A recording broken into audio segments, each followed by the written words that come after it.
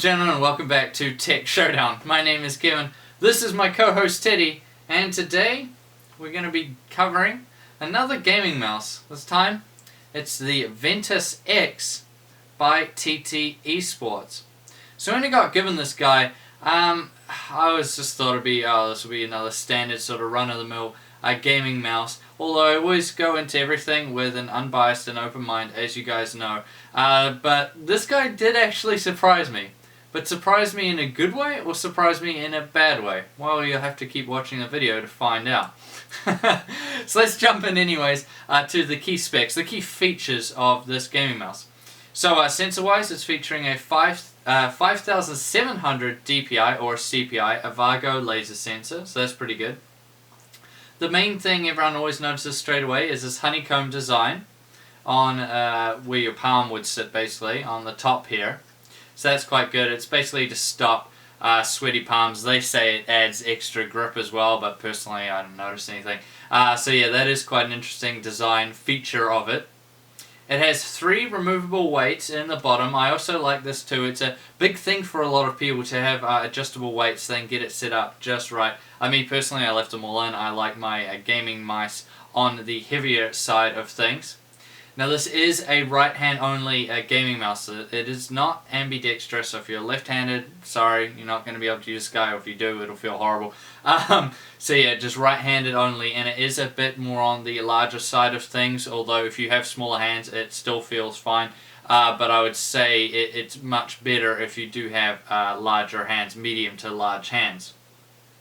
It features 6 buttons, that's including the right and left mouse click, so you have the scroll button click. There's DPI adjustment there and your standard forward and back buttons on the side. And it's wired with a braided cable, which I always like to see. So let's jump in first to the look, because that's the main thing you're going to notice about it. So aside from the honeycomb design, you'll note that it's pretty standard in terms of its actual design. I wasn't really blown away or anything. It's not to say it's bad, it's just fairly standard, to me anyways, in terms of looks of the design. Now it does have a tilt to it, which I do really like, quite a aggressive tilt to it as well.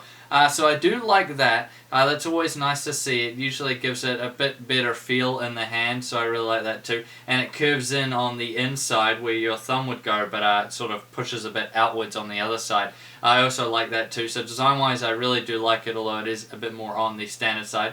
It has red LEDs under the sort of honeycomb and in the scroll wheel, so that's pretty good too. It stands out because of the honeycomb, so that's what everyone's always going to see. And of course with the LED shining through it, with the logo there, you are going to notice it a lot more. However, aside from that, if we cover it up, it's pretty standard looking for the most part. I don't really have a problem with that. However, it's never going to stand out as much as other gaming mice are. However, a lot of people out there do want something more minimalistic and subtle, and in that side of things, it does it very, very well. However, looks only get you so far. How about comfort? That's a very strong one. So the standard design feels really good in the hand. I really do like it. I mean, I have quite large hands, so obviously that works out quite well with a large mouse. But yeah, I thought it felt really good in the hand. The tilt feels really nice, very comfortable. So I really liked that too. The rubber on the sides gives you really amazing grip. So as I said earlier, the honeycomb doesn't really add too much extra grip there. However, the rubber on the sides feels fantastic, so I really did like that about it. And it's just a superbly comfortable mouse. It's very hard in terms of comfort to really, explain it. It's one of those things that you really have to feel. One thing I do like about this guy with the packaging is that you can sort of open the front up of the packaging like a book and put your hand in there and give it a feel over the plastic. So, and that sounded dirty. But yeah, that's nice so that you can, see how it feels in your hand for the most part, at least size-wise, because I said earlier it is quite large. But yeah, this feels really good in terms of comfort. Now, moving on to accuracy and sensitivity. So talking about that Avago laser sensor in the back there. So as we touched on earlier, it is 5700 DPI, so that should be enough of adjustment for everybody out there. I think 5700 is plenty on this guy. I was running it at 3500, I believe, personally, but I tend to run it quite high. So that's really good. So that means, yeah, just loads of adjustment. You can adjust the polling rate as well, which I don't know why you would. Maybe one day someone will tell me why that's, why someone would run a polling rate of, 250 or whatever. But, maybe one day I'll find out, because I just leave mine at 1,000 all the time. So that's quite good. This does tend to benefit from being on a more harder, mouse pad, so that's another thing to consider. The big benefit of laser sensors generally, this is a big generalization, over optical sensors, that they tend to work on, any surface a lot better, where optical sensors tend to like to be on mouse pads a lot more than just, using it just straight on a desk or anything like that. You can get away with using a laser sensor on more things, basically. So in League of Legends, I thought it was fantastic. I had no problems, didn't miss anything, and so yeah, for MOBA games, I think it'll be absolutely excellent once you get that DPI dialed in. And in CSGO, it was also really good. I have no real complaints. The sensor just does a fantastic job. No complaints here. Really good job. Now, buttons and scroll wheel. So it features the on switches, which I really like. Has a really good tactile feel to it. I really did like it. You really know that you've clicked, so you're never sort of like, oh, did I misclick or not? You don't get that with this guy, so I really liked it in that sense. The button placement is fantastic. So a lot of times they'll crowd buttons too low, especially on these sort of like forward and back buttons on the side. They're nice and up high, out of the way. The DPI adjustment button is also quite far back, out of the way, and the right and left clicks are very wide as well. So I like that too. So really, really good button placement. The scroll wheel feels pretty good for the most part. However, I didn't know really how to explain it, but it just feels a bit loose for some reason. Like when you're actually scrolling, the actual clicks of the scroll wheel, not like it's loose and how it's sitting. It's very hard to explain to you guys. But like when you're clicking the scroll wheel back or forward, it just feels loose, like those clicks. It's quite hard to explain to you guys, but that's the best way to put it. However, this is a very minor thing, and otherwise it felt really good. So in terms of the buttons and the scroll wheel, I have no major complaints, just that one minor complaint with the scroll wheel. Otherwise, everything else was fantastic.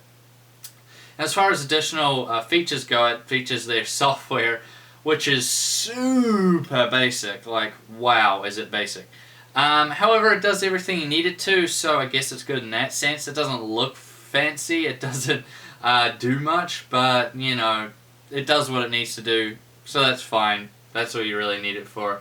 However, you don't really necessarily need it at the end of the day. If you plug this in and the preset DPI amounts, which I can't remember how much they go up to, I can't remember off the top of my head, but if those are fine, I remember the third one is like 1600 DPI or something, which is probably what a lot of people out there would probably just like to use, then that would be just fine. You wouldn't even need the software, so straight like that.